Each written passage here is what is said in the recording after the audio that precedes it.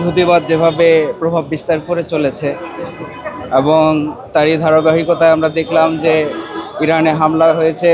এর আগে তারা বেশ কয়েকবার ট্রাই করেছে, কিন্তু আসলেও আল্লাহ তাকে রহম করেছিলেন। কিন্তু এবার সরাসরি আক্রমণে যেভাবে তাকে হত্যা করা হয়েছে, এর তীব্র প্রতিবাদ এবং নিন্দা জানাচ্ছি আমরা বাংলাদেশে আপামর জনসাধারণ।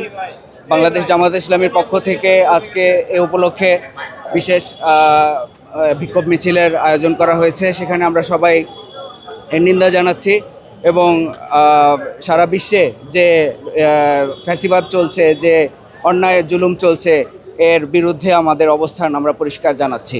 এটা আসলেও যদি আমাদের সুযোগ আসে, এটা আমাদের নেতৃবৃন্দ ভালো বলতে পারবেন।